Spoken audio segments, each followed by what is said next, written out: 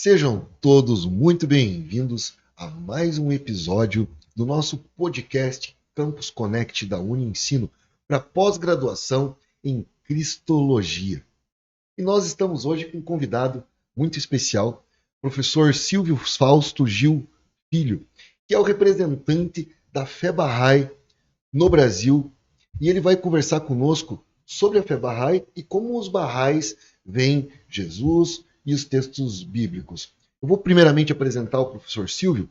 Ele é professor doutor em História pela Universidade Federal do Paraná, pós-graduado em Epistemologia da Geografia Humana pela Universidade Federal do Rio Grande do Sul, mestre em Geografia pela Universidade Estadual Paulista, bacharel e licenciado em Geografia pela Universidade Federal do Paraná também. Atualmente, é professor titular do Departamento de Geografia e do Programa de Pós-Graduação em Geografia da Universidade Federal do Paraná. Ele atua principalmente com Geografia da Religião, Filosofia da Geografia, Epistemologia da Geografia Humana, Geografia Cultural, além de ser pesquisador do Núcleo de Pesquisa em Religião, no PER, e da Rede do Núcleo de Estudos em Espaço e Representação, NER, além de ser vice-presidente da Associação Interreligiosa de Educação, a Sintec, que reúne mais de 20 líderes religiosos que atuam em prol da diversidade, do respeito, do diálogo interreligioso e apoiam o ensino religioso no estado do Paraná. Professor Silvio, seja muito bem-vindo, é uma satisfação estar com o senhor aqui. Obrigado. Professor Silvio, a Fé Bahá'í, muitas pessoas conhecem, outras nem tanto, mas para início de conversa, o que é a religião Fé Bahá'í? A Fé Bahá'í, ela nasce no contexto do século XIX, que é um contexto de expectativa messiânica no mundo inteiro, né? E outras igrejas adventistas surgiram, os mormons surgiram. No Oriente, também havia uma expectativa messiânica, né, do prometido, né? Que uns chamam de Mehdi, outros de Qaim. Qaim quer dizer aquele que se levanta da família do profeta Muhammad, no Oriente. Então, a Fé Bahá'í nasce no contexto da antiga Pérsia, século XIX, e advoga que ela surge por causa dessa expectativa messiânica, né, e que o fundador da Fé Bahá'í é o prometido a qual os profetas do passado haviam enunciado. Então, ela se torna uma religião universal, vale pelo mundo inteiro, e o lugar sagrado dela principal fica em Haifa, Israel, que antes, na época do século XIX, era parte, não era dominada pelo Império Turco, né, otomano, né? Então, mais tarde, se forma muito tempo. E o senhor disse que é uma religião persa, de origem persa, surgiu no contexto persa. Dizem os estudiosos que o monoteísmo surge na Pérsia com o zoroastrismo, a Ahura Mazda. Então, de alguma forma, ela seria também herdeira, mas você citou a tradição muçulmana. Qual que é a relação entre o islamismo e a Fé Bahá'í? Primeiro, os Bahá'ís são de origem islâmica. Tinha também os zoroastrianos e tinha judeus. Uma foto do século XIX, a primeira Assembleia Bahá'í, tinha pessoas dessas três origens, né? E, na verdade, a Fé Bahá'í, ela está nesse contexto de um país que era eminentemente islâmico, né? E, portanto, as referências e provas têm muito a ver com as escrituras e as tradições orais do islã. Mas ela tem entre os seus seguidores também de origem zoroastriana, né? Com vários, eu tenho falecido um grande amigo meu que era professor da URGS, que era Bahá'í, e a família dele era de origem zoroastriana. Então, a Fé Bahá'í, ela não é uma resposta para o Islã, ela é uma resposta messiânica para todas as religiões do mundo. Então, ela tem profecias relacionadas, como indica até a manifestação de religiões tanto de tradição semita, né, como o judaísmo, cristianismo, islamismo, como também de digamos, antigos povos árias, como o zoroastrismo. Além de reconhecer a legitimidade de Buda e Krishna, que são do Extremo Oriente. Então, ela ela aceita todas essas grandes religiões mundiais como vindas de uma mesma divindade, né? Então, essa divindade, Deus é o princípio de todas as coisas e dele todas as coisas findam. Quer dizer, é incomensurável, eu não posso definir Deus. Mas como é que eu chego a Deus? Através dessas pessoas que são profetas, manifestantes de Deus, mensageiros de Deus, que de tempos em tempos nos dá uma visão desse Deus. Então é o mesmo Deus. Todas as religiões, no princípio Bahá'í, entendem que é o mesmo Deus, esse mesmo Deus que todas as religiões do passado, né? Só que é uma manifestação para os dias de hoje. Nasce no contexto da modernidade. E a fé Bahá'í, esse nome, fé Bahá'í, o que ele significa? Ela possui um fundador ou um grupo de fundadores e livro sagrado? Então, ela tem dois fundadores, digamos. A palavra fundador não é bom. Dois manifestantes de Deus que trouxeram essa mensagem. Um chama-se o Bab em árabe quer dizer a porta ou portal, que teve o papel de... ele fundou uma nova religião chamada Babilo. Ele fez uma revolução praticamente, né, na Pérsia, proclamando-se o Qaim, aquele prometido do Islã. Mas ele disse que vinha alguém maior do que ele. Mais tarde, entre os seguidores do Bab, emerge a figura de Baha'u'lláh. Bahá quer dizer Deus, Bahá quer dizer glória, Allah quer dizer Deus. O termo é um título chamado Glória de Deus. O Bab quer dizer porta, o portal, a porta de Deus. Então, esses dois profetas Bahá'ís reconhecem como mensageiros de Deus, divinamente ordenados, e que cumprem as profecias do passado. Portanto, a fé Bahá'í seria a etapa da mesma religião que nasceu lá, com Abraão, Krishna, lá atrás, e que nessa etapa continua ensinando essencialmente as mesmas coisas. Muda o contexto histórico, muda um pouco das leis e regras, mas essencialmente é a mesma coisa, porque eu acredito que todas as religiões estão ligadas a este mesmo Deus. Não existe mais um Deus. Somente esse Todo-Poderoso, que é de todas as religiões. Então, Bab seria o portal, a porta, e o Baha'u'lláh, a glória. A glória de Deus. E tem livros sagrados? O principal livro de Baha'u'lláh, que é o livro das suas leis, chama-se Kitab Aqdas. Kitab é livro, Aqdas é o mais sagrado, o sacratíssimo, livro sacratíssimo, as leis de Baha'u'lláh. Mas ele revelou várias epístolas e vários outros livros que nem todos estão traduzidos para uma língua ocidental, boa parte está. A primeira língua que é traduzida é para o inglês eram as outras línguas, né? Mas existe um instituto nos lugares sagrados que fazem as traduções e não está tudo traduzido ainda. Então são muitas obras. Eu posso destacar o Kitab al-Aqdas, principal, um livro muito importante para os Bahá'ís, que é o livro da certeza, o Kitab al-Khan, que fala sobre as profecias, faz conexões até Bahá'í com as religiões da antiguidade, explica a posição de até profetas bíblicos. E no Bab nós temos uma seleção de escritos do Bab, traduzidos para o inglês, mas os livros principais não estão traduzidos integralmente. O Bab também tem seus próprios livros sagrados. Então, nessa seleção, que está traduzida, você tem os principais ensinamentos do Bab. O Bab tem essa função dupla, né? Ele traz uma nova religião, mas ele vem preparar para uma outra. Então, basicamente, os seguidores do Bab vão se tornar Bahá'ís mais tarde, a maioria deles. E Kitab, o nome do livro? Kitab é livro. Kitab é livro. Né? Uhum. Então, essa seleção dos do Bab, né, tem um livro dos nomes, Kitab al-Asma, por exemplo.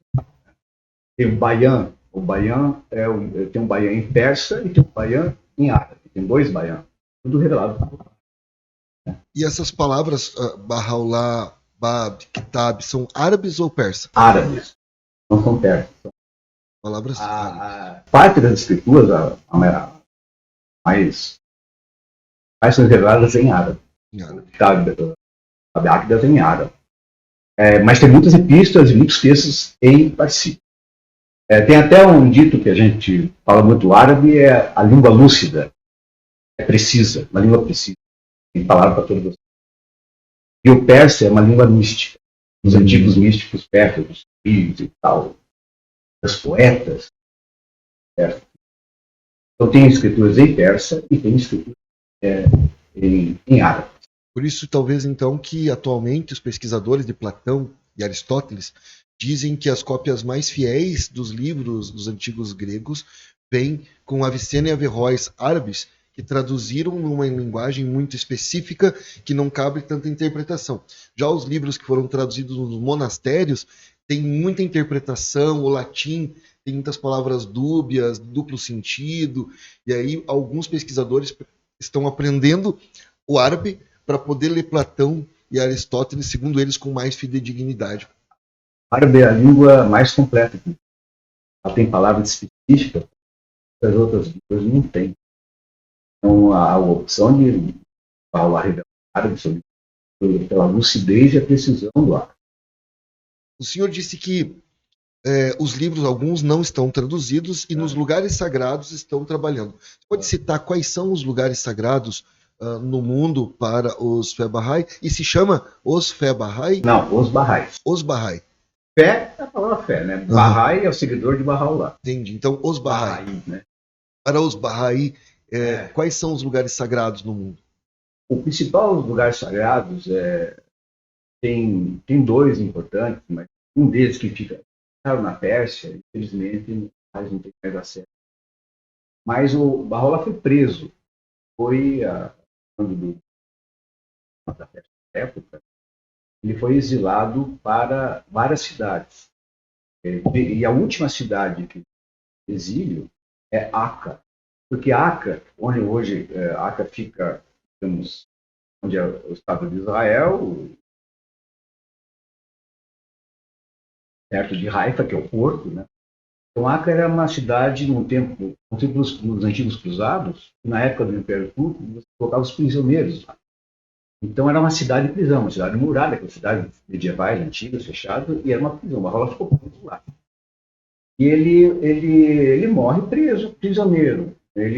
Claro que essa prisão não foi só dentro, depois ele foi colocado em lugares um pouco, mas a condição de prisioneiro, a sessão dele acontece, ele ainda estava como prisioneiro. Então a Acre é o lugar mais sagrado, onde está a casa que ele viveu e está a sepultura ali. Quando nós oramos, por exemplo, fazemos oração, fazemos em direção à Acre, que é o Queblé, o ponto de adoração. Como os muçulmanos têm o Queblé em Meca, nós temos o Queblé em Acre.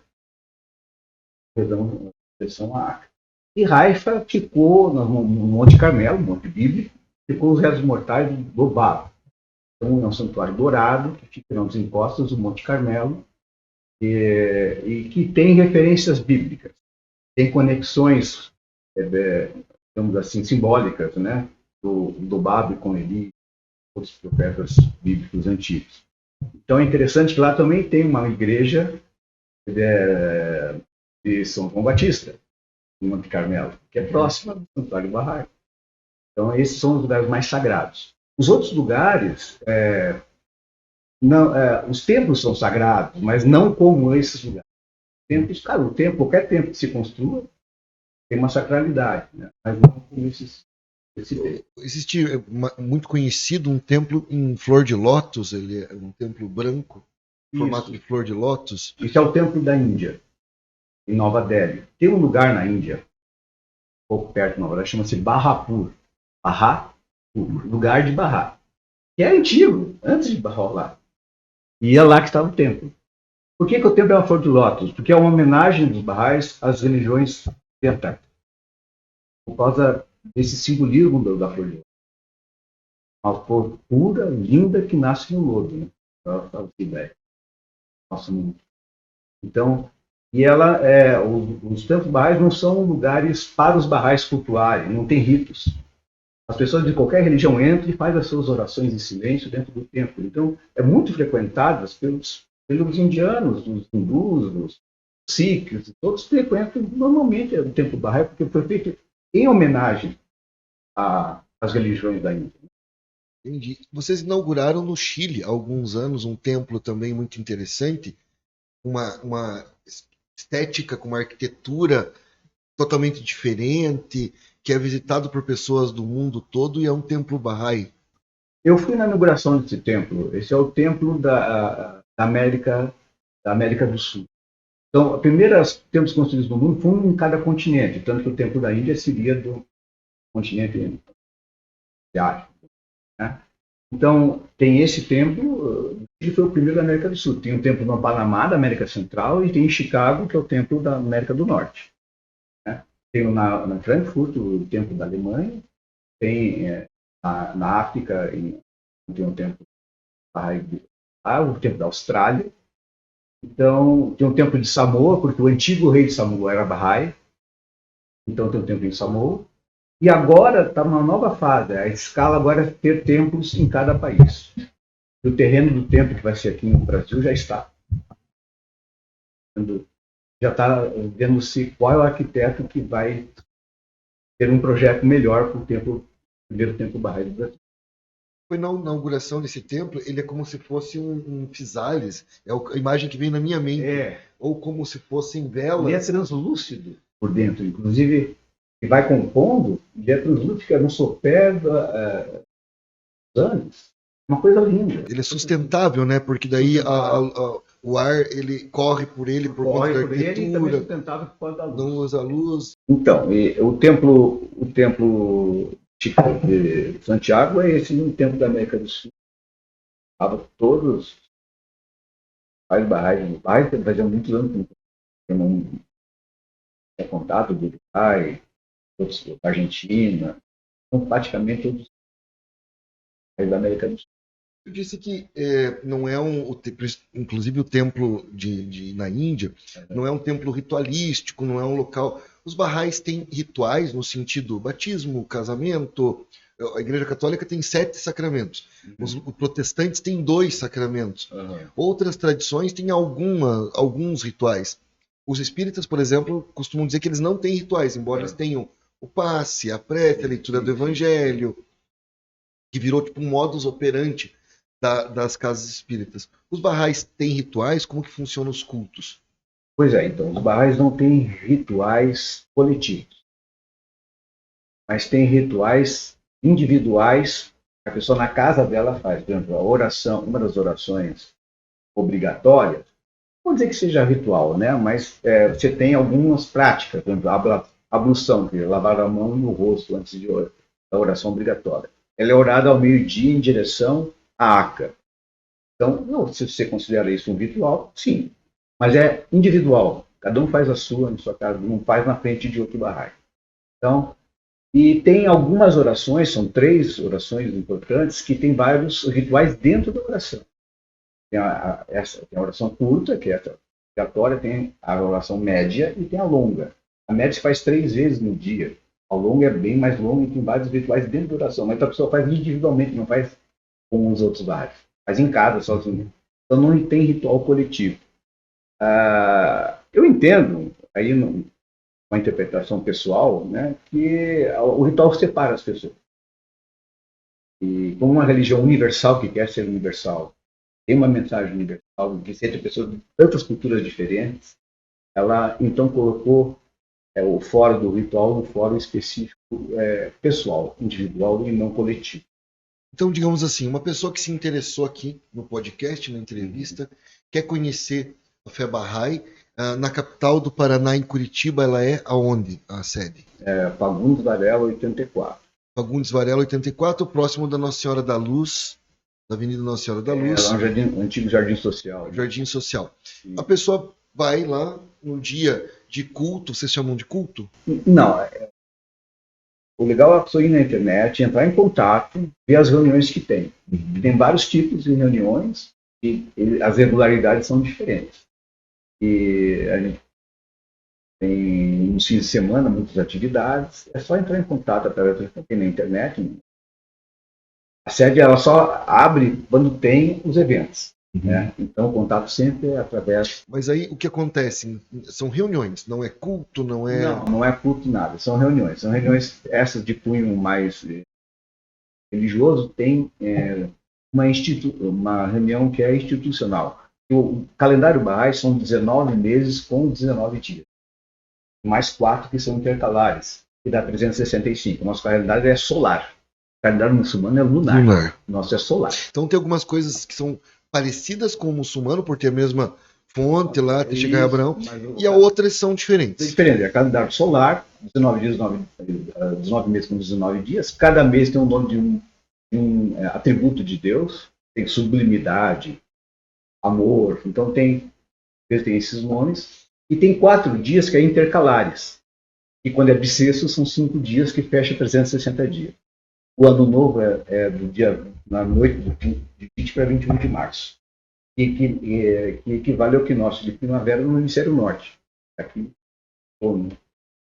Então, nosso calendário é solar. Então, essas festas, 9 dias, tem reuniões toda a festa. Só que não necessariamente só no primeiro dia. Daí cada grupo tem aqui em Curitiba, é dividido em 4 a 5 grupos, e eles fazem as festas de 9 dias. Às vezes faz todo mundo junto, às vezes faz em outras regiões da cidade. E atendendo. E essa é uma festa institucional, somente para os barrais. Fora essas festas, tem os dias sagrados, são 9 dias sagrados.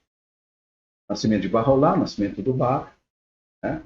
Martírio de Barrolá, né? Martírio do Bar, né? Ascensão de Barrolá e o Martírio do Bar. Né? Então, são todos dias sagrados. Esses 9 dias sagrados, declaração dele pública, são dias sagrados. Não vou numerar, não ficar específico, né? Então, esses 9 dias sagrados, os barrais devem não abster do trabalho, tem reuniões para esses dias sagrados e são públicas, são convidados, todos podem assistir, podem participar. Basicamente é isso que o Bahá'í. Falando em calendário, a religião Bahá'í tornou-se cosmopolita, até porque, de certa forma, eu sei que é um assunto um pouco mais delicado, mas se os grandes líderes foram perseguidos e presos onde ela surgiu, porque é o Oriente Médio, é Iraque, migraram para vários lugares do mundo e ela se desenvolveu, como se citou, os lugares sagrados no mundo. Então é uma religião bastante cosmopolita. Ela acaba seguindo as tradições desses povos. Mas vocês têm Natal, Ano Novo, Páscoa ou não? A festa maior é Nauruz, que é o Ano Novo, grande festa. Nauruz. E também no Irã se comemora também a data, né? A Nauruz é dos antigos persas, dos zoroastrianos já. Então a Nauruz é a principal festa, assim, digamos assim, desse calendário. O que digamos assim, podemos dizer que a fé Bahá'í se espalha porque o filho de Bahá'u'lláh, que foi nomeado como sucessor dele, Abdu'l-Bahá, ele estava preso com o pai.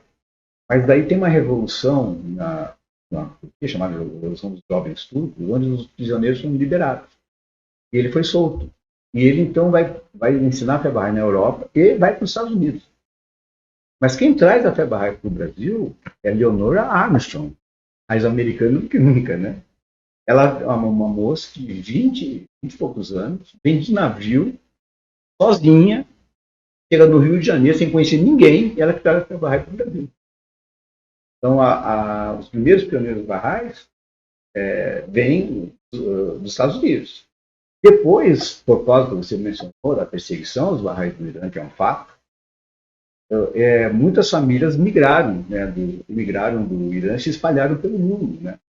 Com várias famílias Bahá'ís de origem estabeleceram. Leonora Armstrong, o nome o sobrenome do primeiro homem a pisar na Lua, né? Não são parentes, mas é um mesmo sobrenome americano típico. Não? Armstrong, um nome forte também, né? Leonora Armstrong. Ela, inclusive, é responsável pela tradução das escrituras, as primeiras traduções para o português.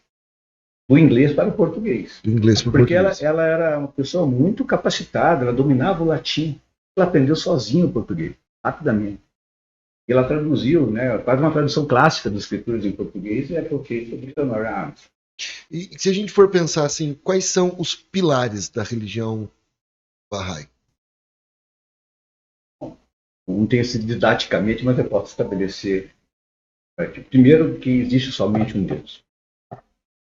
Esse Deus se revela ao homem através dos seus mensageiros, profetas ou manifestantes de Deus, que é o termo. Desses manifestantes de Deus, alguns chamados têm uma posição superior a outros. Por exemplo, Moisés, a posição dele é muito superior a Isaías. Então, esses ele vai chamar manifestantes que fundam as grandes religiões universais. Tá? Então, eles são o espelho de Deus para nós. Tudo que a gente conhece do divino, da divindade, vem através deles. De tempos em tempos, de acordo com a capacidade daquela época a qual eles aparecem. Então, esse é o princípio do Bahá'í. Então, o Bahá'í não pode negar nenhum deles. Se ele negar um, ele está negando todos, inclusive o Bahá'u'lláh. Quando ele vai falar de Jesus Cristo, ele vai entender como Jesus Cristo é importante dentro da fé Bahá'í. Então, essa é a ideia. Então, quando a pessoa abraça a fé Bahá'í, ela não está se convertendo no sentido de largar o que ela pensava, o que ela acreditava. O que ela vai mudar é o modo de acreditar. Assim, eu sou de origem cristã. Eu acredito muito mais em Cristo, sem fazer nenhum tipo de meias palavras. Eu tenho uma ligação muito maior hoje do que eu tinha quando era cristão lá atrás, né? Como fui do cara, eu herdei. Agora eu escolhi, né? É diferente. E também as pessoas, assim, quando elas acreditam na fé, elas se declaram Bahá'í, não tem ritual nenhum. Eu quero ser Bahá'í. A Assembleia registra ela como Bahá'í, a partir do momento que tem seus direitos, seus deveres da fé. Não tem nada ritualístico. É uma inscrição administrativa. E a questão da declaração de fé é uma coisa pessoal. Ela diz que ela acredita, pronto. Não sou eu para dizer que não. E assim ela se insere na comunidade. Então é uma região totalmente aberta nesse sentido. Bem interessante. O professor Silvio falou do didático, né, que ele não tinha trazido didático isso, mas quem tiver curiosidade, quiser ver de maneira bem didática, porque aqui é uma pós-graduação, então estamos falando no nível acadêmico. O material da Assintec, que está no site da Assintec, esse nome mesmo, ASSINTEC, Assintec. Tem 58 informativos, que é um material didático, que é para o ensino religioso, que tem um texto de fundamentação epistemológico, e aí tem um tema que vem dos currículos da Base Nacional, do currículo do Estado, da Prefeitura de Curitiba, e na sequência, os líderes das 20 religiões, varia um ou outro que acaba tendo ou não tendo, mas falando daquele conteúdo, o próprio representante, o próprio líder tratando daquele assunto, e no final atividades práticas. Desde que a fé Bahá'í entrou para a Assintec foi confessional, no sentido de, era interconfessional, só as igrejas cristãs, metade da sua história. E aí houve um momento histórico que a LDB mudou, as leis do Brasil mudaram, a Assintec mudou, o pastor Elias Abraão, na época, chamou o professor Silvio Bahá'í e o Glauco, que era um representante de matriz africana, para compor a Assintec. Agora ela se abriu, tem religiões indígena, africana, ocidental e oriental, mais de 20 religiões. Desculpem, mas a Bahá'í está em todos os informativos desde que a fé Bahá'í entrou para a Assintec. Então, quem quiser ler mais, de uma maneira mais didática, porque daí está dividido em conteúdo. Lugar sagrado, daí tem um texto Bahá'í. Símbolo, vestimentas sagradas, tem um texto Bahá'í. Das outras também, mas você vai encontrar lá. Liderança religiosa, tem um texto Bahá'í. Diálogo interreligioso, contação de história. Então, lá no material da Assintec está bem didático. Agora que a gente conheceu um pouquinho mais, uma pincelada sobre... Agora que eu entendi, tipo, como tem igreja católica, é fé Bahá'í. Em vez de igreja, o nome é fé antes. Fé Bahá'í. Agora que a gente conheceu um pouco mais sobre a fé Bahá'í, nós já tivemos aqui luterano, muçulmano, espírita, padre católico, umbandista, todos falando da sua religião e quem é Jesus na sua tradição. Então, professor Silvio, quem é Jesus Cristo para os Bahá'í? Então, Jesus é um manifestante de Deus da sua época. Ele manifestou Deus para nós naquele momento. E, então, nós não conhecemos a Deus sem ser através do manifesto. Então, ele é um manifestante de Deus. Só que ele tem uma missão especial, diferente de outros manifestantes do passado. E tanto que Bahá'u'lláh revela uma epístola, que chama-se Lohe Akdas, quer dizer, epístola sacratíssima, sobre Jesus. Lohe Akdas. Lohe Akdas. Epístola mais sagrada, ou sacratíssima. Que é uma epístola também conhecida popularmente nos bairros, que é a Epístola aos Cristãos. Lá ele coloca a posição de Jesus. Um título que dá a Jesus, que acho que as outras religiões nunca mencionaram, e chama Jesus do Espírito de Deus. Ele coloca uma posição elevadíssima. Então, o Bahá'í, para ser Bahá'í, tem que acreditar em Jesus também. Não só, né? Tem que acreditar em Muhammad também. Considerar esses enviados de Deus, todos eles. Não pode tirar nenhum fora, digamos assim. Mas Jesus tem uma posição especial e boa parte da comunidade Bahá'í, a parte mais antiga de origem islâmica, mas boa parte é de origem cristã, né? Outras religiões também, mas então, faz parte da cultura Bahá'í, nossa conexão com Jesus Cristo. Nós tivemos aqui o Sheik, que o senhor conhece bem, já teve em vários eventos, e ele também colocou essa posição de que Jesus tem 34 passagens sobre ele e Maria, que ele é um manifestante. Então, é uma das questões que é próxima, né, do islamismo também, é a ideia de ver Jesus como um manifestante. Tem um símbolo Bahá'í, que é uma estrela com várias pontas. 9 pontos. 9 pontas. O que significa? É que tem um código chamado código Adjar, e cada letra em árabe corresponde a um número. A palavra Bahá corresponde a 9. 9 é o maior dígito, então é o número da perfeição. E por isso tem essa conexão. Por isso que os Baha'is, você vai encontrar muita 9 e 19. 19 porque o Bab teve 18 discípulos e com ele 19. Então o 9 é considerado perfeito. Então a estrela ela não é uma coisa assim, do ponto de vista de um símbolo oficial. Mas os primeiros crentes fizeram essa estrela 9, foi o do Bahá e disse, pode ser. Né? Não é os símbolos que mais a gente são letras em árabe que são o máximo nome e o maior nome. São letras com um calígrafo muito famoso, chamado Meshkin Kalam, que era um calígrafo persa, que desenhou, porque a caligrafia em árabe e persa é uma arte. Né? Então, essas são as mais usadas. Mas o 9 ficou por causa que a estrela 9 pontos significa 9 e que significa a perfeição, que tem a ver com Bab e Bahá'u'lláh. Interessante que no panteão de deuses gregos, semideuses, heróis, os principais são 9. Então. Quando você olha na mitologia nórdica, também tem um panteão, né? Porque os titãs não entram nessa, os titãs, semideuses, heróis. Mas lá nos nórdicos também, Thor, Odin também são 9. Vários povos que a gente são antigos, digamos assim, e quando eles olham, eles têm essa coisa com o 9. O 9 é o número. Na tradição oriental é o número da perfeição. O maior dígito. E na cabala judaica também, né? Também. O tetragramaton também tem uma ligação com o 9. Que tem outros números que têm significado. Tem o 7, por exemplo. Significado. 9 é por isso. Mas não tem nenhum um valor intrínseco. É mais um valor simbólico. Tem a ver com muito da cultura local, da onde. Então, quer dizer, então Jesus é uma manifestação de Deus.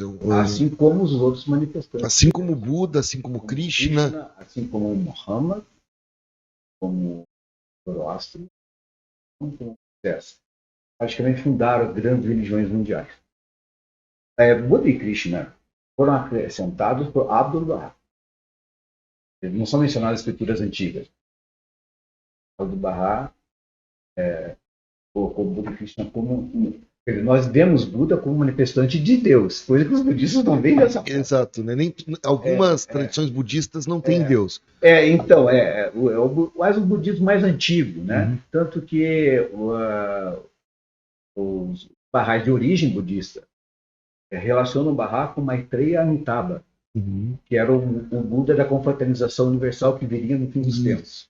Então, tem uma questão escatológica em relação a isso. Então, eu conheci alguns Baha'is de origem budista. Então, o Buda, para nós, é uma manifestação de Deus. Claro que ele não tradicional vai dizer que Deus não. É como o senhor já falou em alguns momentos, não um Deus pessoal, como é o caso do cristianismo. É um Deus diferente, mas se o Nirvana é a abstração absoluta, uma maneira de ver. Você não tem nada aqui, não tem nada. É puro, extremamente puro. Então, não há uma correlação das tradições e teologias do passado. que a fé Bahá'í reúne são a, assim, as manifestações históricas dessa religião, não que ela concorde com os dogmas e as regras de todas as religiões. E seria impossível, mas ela entende que aquele manifestante veio desse mesmo Deus e ensinou as mesmas coisas. Mas lá, os seus seguidores vão fazer interpretações, suas teologias, enfim, está na história. É interessante que até o próprio Nietzsche, que é conhecido um filósofo crítico das religiões, também crítico da filosofia e também crítico da ciência, ele não poupou ninguém, mas ele diz que Jesus é a alma mais pura que pisou no mundo. O problema era alguns seguidores, não Jesus. Ele não conseguiu, não fez isso de criticar Jesus, né? Jesus então, não tem culpa. Exatamente. O fã-clube faz em nome dele, o que muitas pessoas fazem em nome dos manifestantes de Deus. Em todas as religiões. Em todas as religiões. Mas o que me ocorreu agora foi assim, então a Sintec, que eu estou mencionando aqui, essa associação interreligiosa, que imagina você reunir 20 líderes religiosos, de religiões diferentes. Nenhum deles vai deixar de acreditar na sua religião, mas eles se conhecem, estudam, trabalham junto, se respeitam. Então, quer dizer, esse princípio da Sintec, porque a Sintec em Constituição representa a sociedade civil organizada, porque reúne os representantes e o Estado, prefeituras, evocam ela quando precisam falar de diversidade, de religião, de respeito às religiões. Mas então me parece que o próprio preceito ético da religião Bahá'í, que é entender os outros grandes profetas como manifestantes de Deus, tem a ver com o princípio da Sintec. Por isso que a fé Bahá'í está tanto tempo na Sintec e é tão participativa. A fé Bahá'í é quase natural o diálogo com as outras religiões. A fé Bahá'í não advoga o monopólio da verdade. Acho que a verdade pertence a todas as religiões. Então é muito tranquilo para o Bahá'í estar em todas. Até aquelas que nos negam. Entendeu? Muito tranquilo, não existe mais o princípio da unidade é um dos atributos de Deus, a unidade. É um princípio que pode ser visto em todos os níveis da existência. Se nós fôssemos levar ao ferro e fogo a unidade, não teria guerra no mundo. Não teria conflitos desse tipo. O princípio da unidade é o princípio de que Deus é um só, se todos pegam e estão ligados a esse mesmo, por que nós estamos nos matando então? Principalmente em nome de Deus. Em nome de Deus, ainda por cima? Existe coisa mais blasfema que fazer guerra em nome de Deus? Não está isso em nenhuma escritura, isso é interpretação dos líderes que se usam da religião para outros fins, que não são os fins que a própria religião estabelece. Então a religião serve para unir os homens. Então a Bahá'u'lláh fala assim, se a religião não servir para unir os homens, não ter religião é um ato religioso. Que frase poderosa. Se a religião não serve para unir os homens, não ter religião é um ato religioso. Isso deveria virar um outdoor, um emblema, um mantra. Eu vou adaptar nas minhas falas agora. Hoje à noite, na Uniensino, no curso de Direito, eu vou citar, do Antropologia, então, eu vou citar. Se a religião não serve para unir os homens, não ter religião é um ato religioso. Essa frase é sua? É uma paráfrase de uma frase Bahá'í, né? Uma paráfrase de uma frase Bahá'í. O que quer dizer com isso? Que o princípio ético da religião está acima de todos os cultos e tudo que nós possamos fazer. E o princípio ético maior de todos é a unidade. Estarmos unidos. Entendermos nós todos como seres humanos. Então, nossas diferenças não são necessariamente fontes da religião na sua essência. São de interpretações equivocadas durante a história e separados grupos que usam a religião para outros fins que não é o fim da religião. O fim da religião Bahá'í é a unidade entre os homens. Tem uma outra frase do professor Silvio, que as religiões são eminentemente éticas, ou seja, a religião serve para ter um preceito ético, uma mínima moralha, para manter. E uma outra coisa que eu me lembro também dos escritos do professor Silvio, quem entrar na internet e procurar Silvio Fausto Gil Filho, vai encontrar uma literatura, livros de geografia da religião, epistemologia, além dos trabalhos Bahá'í, mas a ideia de que as religiões têm preceitos éticos, elas são diferentes, em muitas coisas, estética, ritual, fundador, mas quando a gente olha para o preceito ético, elas acabam apontando para o mesmo caminho, já que elas vêm da mesma Tem fonte. uma mesma essência. E aí tem a regra de ouro das religiões, é uma coisa antiga, está lá no vitral da ONU, a regra de ouro das religiões, e quando a gente pega os 10 mandamentos, a decálogo, né, a lei a lei das 12 tábuas de Solon e Dracon, o Código de Hammurabi, os antigos livros, o Tripitaka, que é o sexto dos textos do Buda, a fala dos pais de santo, dos xamãs e pajés, e aí islamismo, judaísmo e cristianismo. A gente viu na fala aqui dos líderes que já passaram por aqui, parece que enquanto preceito ético aí, elas falam a mesma coisa, né? É uma coisa interessante, até eu marquei aqui, o que separa, isso está no Loriac da Epístola de Barro, ele diz o seguinte, ele diz assim, ó, essa é uma epístola oriunda da nossa presença, dirigida àqueles que os véus dos nomes não puderem impedir de Deus, o Criador da terra e do céu, a fim de que seus olhos se alegrem nos dias do seu Senhor, amparo e perigo de si próprio. O que ele quer dizer com isso? Aquele que os véus dos nomes, não deixar que o nome separe você. No Alexandre de Deus tem vários nomes, mas eles são do mesmo Deus.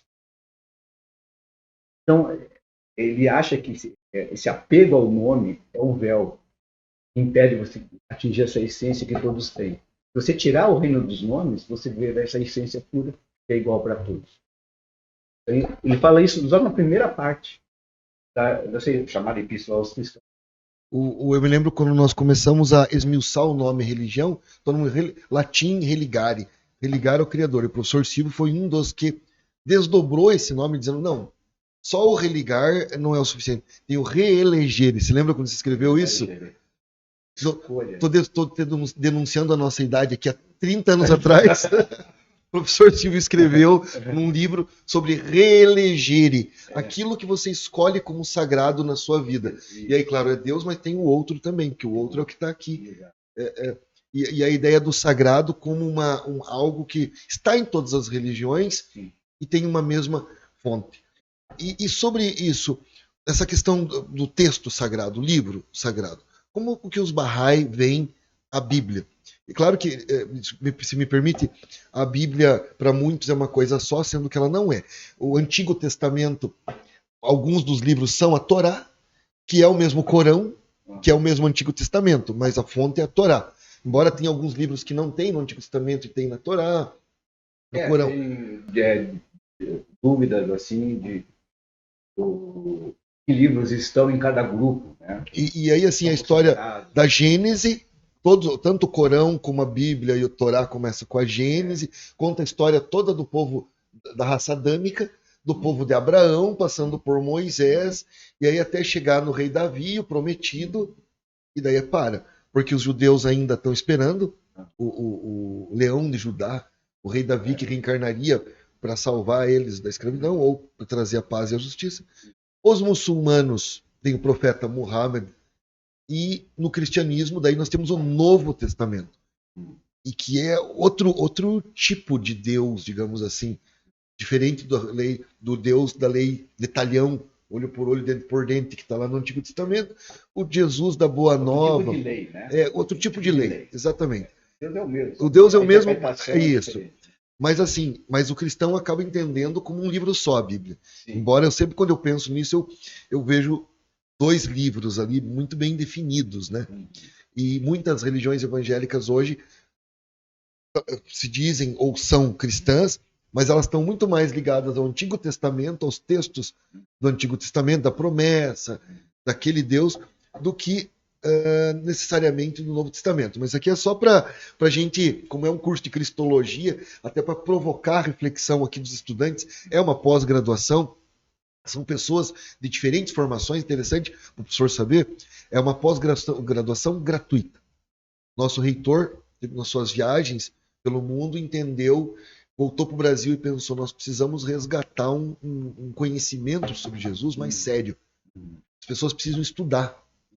E a universidade, ela não tem fins lucrativos, a Uniensino é mantida pela Fundação Anchieta, era conhecida como Faculdades Anchieta, mas ela é mantida pela Fundação Anchieta Uniensino. está crescendo muito, e aí ele propôs uma pós-graduação gratuita. Eu aceitei o desafio e vamos lançar. Lançamos no dia de Corpus Christi, dia 19, né? No dia 20 nós tínhamos mais de 200 inscritos. Daí a gente falou, eu dei uma leve, não, vamos segurar, vamos fazer de 200 em 200, que alguém vai ter que corrigir esses TCC, então vamos ter que vamos ter que segurar. Até porque cria lista de espera, é bom também, né, ter essa massa crítica para as próximas, né, edições. Então, ela já surgiu com 200, no segundo dia já tinha 200 inscritos, e sinal que tem interesse. Mas nosso público é variado. É teólogo, é evangélico, é católico, é budista, é umbandista, é ateu. Embora a gente sempre brinca que não sabe se tem um ateu de verdade, parece que ele é mais um replicante da sua própria cultura do que necessariamente ateu. Conversa para um outro podcast. Quem sabe eu chamo aqui na pós-graduação alguém que defenda o ateísmo, vai ser interessante levantar perguntas. Mas a questão que eu quero levantar para o senhor é como que os Bahá'í veem a Bíblia? Então, a Bíblia, a Paula diz que é um livro inspirado divinamente. Isso não quer dizer que letra por letra esteja que é o que aconteceu. Porque passa por várias gerações. Mas, na sua essência, é um livro inspirado por Deus. Depois ele vai falar o seguinte, que o Alcorão também é um livro inspirado por Deus, mas o Alcorão tem mais precisão. É outro tipo, uma relação posterior, né? E tem mais precisão. Está em árabe. Está em árabe e tal. Mas todos são livros sagrados. Inclusive, os livros que ele vai mencionar nos escritos Bahá'í são mencionados a Bíblia, o Alcorão e os escritos Bahá'í. Os outros escritos são mencionados por estudiosos Bahá'ís, tendo por atenção que os manifestantes do passado deixaram coisas escritas. Né? Por exemplo, os livros dos Zoroastro, a gente tem fragmentos. Né? Não temos um livro específico, digamos assim, autoritativo, digamos assim, da religião zoroastriana. Né? Aí acontece com outras religiões também. Livros ligados ao budismo são vários livros. Quer dizer, o espírito está lá, mas não são tão mencionados por profetas orientais, porque é uma tradição semita, né? É semita, persa, bíblica. Então, alguns ligados à Bíblia e ao Corão são mais mencionados. Por exemplo, tem profetas no Alcorão que não está mencionado na Bíblia. Os Bahá'ís consideram profetas também. Saulé não está mencionado na Bíblia. Então, a Bíblia, nesse sentido, a Bíblia, tanto o Antigo quanto o Novo Testamento, pegando por 5 primeiros livros, é a Torá, depois os outros escritos, todos são considerados sagrados nesse sentido, inspirados por Deus. Né? Claro que há uma hierarquia de quais livros são mais precisos. Aí tem o Alcorão, o próprio escritor, né? São livros, para lá, inclusive, é autoritativo. Foi ele que escreveu e é aprovado nisso. Né? A Bíblia é uma compilação muito longa, mas ela é inspirada por Deus. Até Abdullah fala que o Evangelho é inspirado por Deus. E nisso, não há nenhum tipo de argumentação que coloque em dúvida a veracidade dos escritos do passado. Não existe isso. Né? Existe uma hierarquia sob o ponto de vista da época que eles foram revelados, uma questão histórica, não uma questão religiosa. Um é mais importante do que o outro nesse sentido. Todos são inspirados pelo mesmo Deus, só que em períodos diferentes, com necessidades sociais, políticas, diferentes em cada período a qual se manifestam.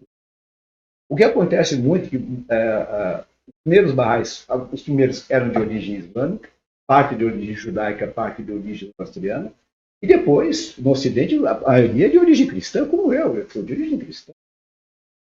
Então, claro que a gente vai procurar nas escrituras coisas sobre Cristo, né? Tem bastante, né? Mas daí o Shoghi Effendi foi o neto de Abdul-Bahá, ou seja, bisneto de Bahá'u'lláh, o último líder da Fé-Bahá'í. Depois do Shoghi Effendi, a Fé-Bahá'í é dirigida por um órgão eleito. Não existe mais liderança pessoal na Fé-Bahá'í. O último líder foi da família de Bahá'u'lláh. E é Shoghi Effendi. Shoghi Effendi vai perguntar para ele sobre o cristianismo, então eu peguei uma tradução recente e diz o seguinte: Quanto à posição do cristianismo, deve ser declarada sem qualquer hesitação ou equívoco que sua origem divina é incondicionalmente reconhecida, que a filiação da divindade de Jesus Cristo são corajosamente afirmadas, que a inspiração divina do Evangelho é plenamente reconhecida e que a realidade do mistério da Imaculada da Virgem Maria é confessada também. E o primado de Pedro, príncipe dos apóstolos, é mantido e defendido. O fundador da fé cristã é designado por Bahá'u'lláh como o Espírito de Deus e proclamado como aquele que apareceu do sopro do Espírito Santo. E é até mesmo exaltado como a essência do Espírito. Sua mãe é descrita como aquela velada e imortal, aquele semblante mais lindo. Palavras de Bahá'u'lláh. E a posição do seu filho elogiada como uma posição que foi exaltada acima da imaginação de todos que habitam na terra. Enquanto Pedro é reconhecido como aquele a quem Deus fez com que os mistérios da sabedoria e da expressão fluíssem de seus. Transformou um homem que era simples. Pedro é o maior milagre de Jesus. Depois dessa linda passagem, como é o nome do líder? Shoghi Effendi. Shoghi Effendi. O último líder da Fé Bahá'í. O último líder da Fé Bahá'í. Depois dessa passagem tão bonita, reconhecendo, inclusive, a importância e a santidade do cristianismo, da Maria, só nos resta agradecer ao professor Silvio por dedicar o seu tempo, que eu sei que é precioso, que nós temos de mais caro o nosso tempo, de estar aqui conosco nos estúdios da Campus Connect, da Uniensino, para falar da sua religião. Sei que também é prazeroso para o senhor estar aqui falando da sua fé, da sua religião. Agradecer a sua participação em nome de toda a comunidade Uniensino e deixar aberto para as suas últimas considerações, para aqui mandar uma mensagem para os nossos alunos de Cristologia. Fica à vontade. Eu acho que a mensagem que eu posso deixar para vocês, acho lindo que vocês estão fazendo esse curso, é que quanto mais você chegar na essência desse curso, mais você vai descobrir que todas as religiões são humanas. Perfeito. Muito obrigado a todos vocês. Eu quero encerrar. Hoje eu falei muito da Sintec, nos outros podcasts eu mencionava, porque todos os líderes que estão vindo aqui são, de alguma forma, ligados à Sintec. E tem uma frase que virou quase um mantra, que é de um teólogo alemão, Hans King, no livro Ethos Werte, Ética Mundial, que ele fala o seguinte, resumindo, aqui, parafraseando, nunca vai haver paz no mundo enquanto não houver paz entre as religiões, que foi o que o senhor mencionou. E nunca vai haver paz entre as religiões enquanto não houver diálogo interreligioso. Quer dizer, ninguém precisa acreditar no que o outro acredita, ninguém precisa aceitar a fé do outro, no sentido ontológico, mas nós temos o dever de respeitar a fé do outro, porque é sagrado para o outro. E a partir do momento que nós respeitamos as diversas crenças, como é o legado que nós aprendemos hoje aqui da Fé Bahá'í. A Fé Bahá'í tem seus princípios, tem a sua doutrina, tem a sua história, tem a sua tradição, seus valores, a sua fé. Mas eles reconhecem os outros profetas, reconhecem as outras tradições, respeitam. Então é com esse espírito que nós encerramos nosso podcast de hoje, desejando a todos vocês bons estudos e até o próximo Campus Connect.